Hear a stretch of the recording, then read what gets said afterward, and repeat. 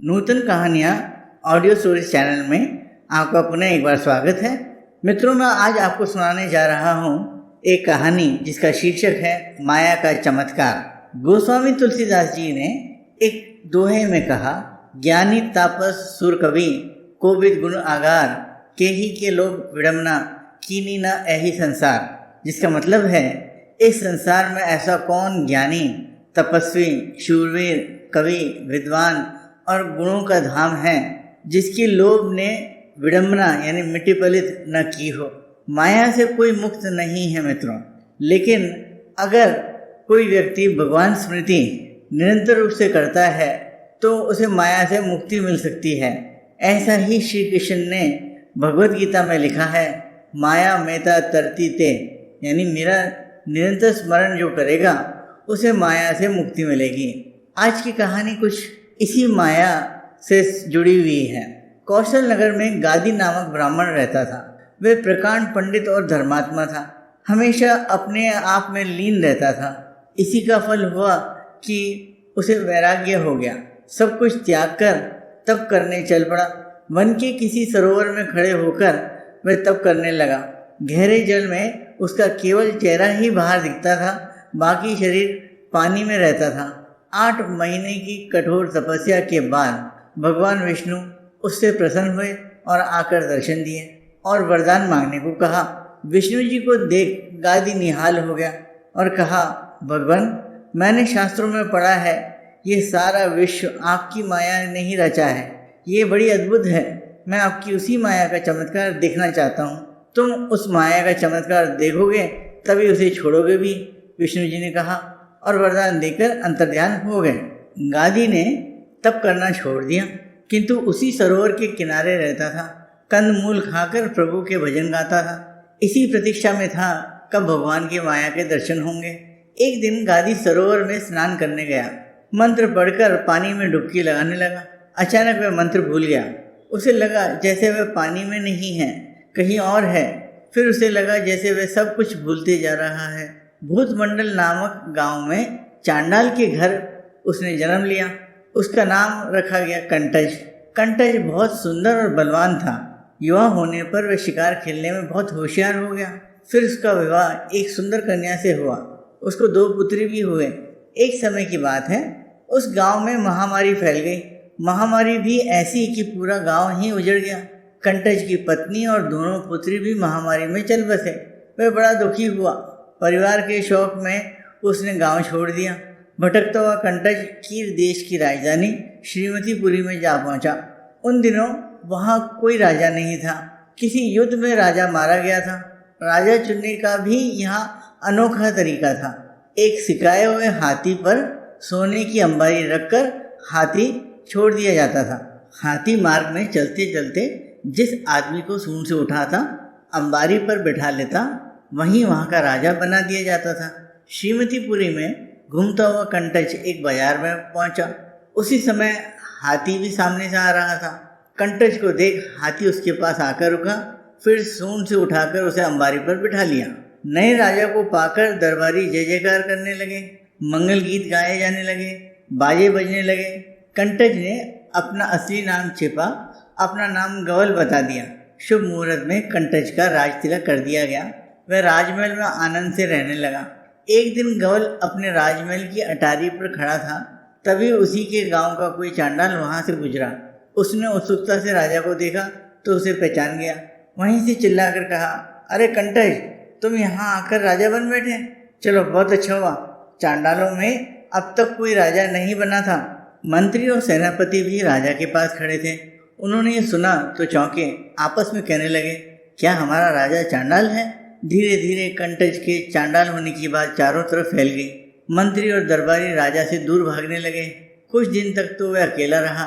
फिर सोचने लगा, जब मुझे कोई नहीं चाहता तो यहाँ रहना व्यर्थ है। ऐसा सोचकर वह राजपाट त्याग कर चलता बना। चलते चलते दिन छिप गया। अंधेरी रात के कारण कुछ भी दिखाई नहीं पड़ रहा था। वह नदी के तट पर गया। नदी अंधेरे में दिखी नहीं। कंटज आगे बढ़ा तो छपाक से जल में जा पड़ा। अपने को बचाने के लिए हाथ पैर मार ही रहा था कि सरोवर के पानी में बेसुध पड़े गादी को होश आ गया। अभी घड़ी भर में उसने जो लीला देखी भोगी थी उसे याद कर उसे अति आश्चर्य हुआ। वह सोचने लगा, जब जब करते समय ऐसा तो कभी हुआ नहीं। भूला हुआ मंत्र भी अब उसे याद आ गया था। उसने स्नान करके संध्या की, फिर पानी से बाहर निकल आया। फिर विचारने लगा, ऐसा तो सपने में भी होता है। हो सकता है वो सपना हो, उसी में मैंने सब कुछ किया हो, भोगा हो। इस प्रकार की बातें सोचते विचारते गादी धीरे धीरे इस बात को भूलने लगा। कुछ दिन बीत गए।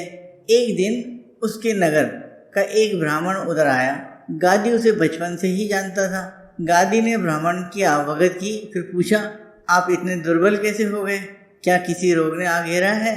तो वह ब्राह्मण बोला, भैया गादी, आपसे क्या छुपाना। कुछ वर्ष पहले मैं तीर्थ यात्रा पर गया था। घूमता हुआ कीर देश जा पहुंचा। वहाँ बड़ा आदर सम्मान हुआ मेरा।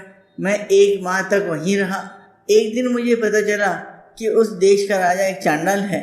फिर एक दिन ये भी खबर सुनी, वह चांडाल नदी में डूब मरा। मुझे बहुत ही दुख हुआ। हृदय को कुछ ऐसी ठेस लगी कि मैं बीमार हो गया। बीमारी में ही अपना घर चला आया। इसी कारण मेरी ये बुरी हालत हो गई है। सुनकर गादी का सिर चकराने लगा। कुछ देर विश्राम करने के बाद ब्राह्मण चला गया तो गादी व्याकुल हो उठा। उसे फिर से भूली बातें याद आ गई। उसी समय वो चल पड़ा भोजमंडल गांव की ओर। वह मार्ग जानता नहीं था। किसी तरह पूछते हुए पहुंचा। वह गांव उसे जाना पहचाना सा लगा। फिर उस घर में पहुंचा जहां कंटर चांडाल रहता था। ये घर भी उसे परिचित सा लगा। वहाँ की हर वस्तु उसकी जानी पहचानी सी थी। वह चकराया, सोचने लगा, मैं तो इस गांव और घर में कभी आया नहीं, फिर ये मुझे परिचित से क्यों लग रहा है। इसके बाद गादी कीर नगर की राजधानी पहुंचा। राजमहल में गया। राजमहल के दरवाजे, शयन कक्ष, राज दरबार सब कुछ उसे जाने पहचाने से लगे। ये सब क्या है? मैं पानी में केवल 2 क्षण डुबकी लगाए रहा, उसी में इतना बड़ा दूसरा जीवन भी जी लिया, फिर भी पानी में ही रहा। इसमें सत्य क्या है? इसी उधेड़बुन में डूबे हुए सरोवर तट पर आ पहुंचा। फिर तप करने लगा। अन्न जल त्याग दिया। भगवान विष्णु जी ने उसे फिर दर्शन दिए। बोले, ब्राह्मण, तुमने मेरी माया का चमत्कार देख लिया। मेरी इसी माया ने ही विश्व को भ्रम से ढका हुआ है। सभी विश्व को सत्य मानते हैं, जबकि वह उसी प्रकार है जैसे तुमने चांडाल और राजा के अपने जीवन को देखा। सुनकर गादी की सारी शंका मिट गई। वह उसी क्षण सब कुछ त्याग कर गुफा में जाकर लीन हो गया और तपस्या करने लगा। मित्रों, माया मनुष्य को अपने तक ही सीमित रखती है। वह स्वार्थपरक कार्यों से जीवन व्यतीत करता रहता है। हमको संसार में रहते हुए सत्कर्म का धन एकत्रित करना चाहिए। हमारे सत्कर्म ही हमारे को संसार रूपी सागर से पार लगा सकते हैं। इस संसार में सत्कर्म धन का संचय करना अति आवश्यक है, क्योंकि मनुष्य माया के बंधन के कारण इस भवसागर में फंसा रहता है और वह जग के मोह बंधन को छोड़ नहीं पाता। इस बंधन के कारण आत्मा परमात्मा से नहीं मिल पाता। इसी को कबीरदास जी कहते हैं, कबीर माया पापनी फंद ले बैठी हाटी, सब जगत तो फंदे पड़े गया कबीरा काटी। यानी माया मनुष्य को अपने तक ही सीमित रखती है। वह स्वार्थ परक कार्यों में ही जीवन व्यतीत करता रहता है। निस्वार्थ जीवन की कल्पना तक नहीं कर पाता है। इसीलिए क्योंकि मोह माया का पाश बड़ा मजबूत होता है, एक बार मनुष्य इसमें फंस जाए तो माया ईश्वर से दूर कर देती है। मित्रों, आपको ये कहानी कैसी लगी? कृपया आप कमेंट बॉक्स में बताएं। आशा करता हूँ आपको ये कहानी पसंद आई होगी। अगर अभी तक आपने नूतन कहानियाँ चैनल को सब्सक्राइब नहीं किया है तो कृपया सब्सक्राइब करने का कष्ट करें।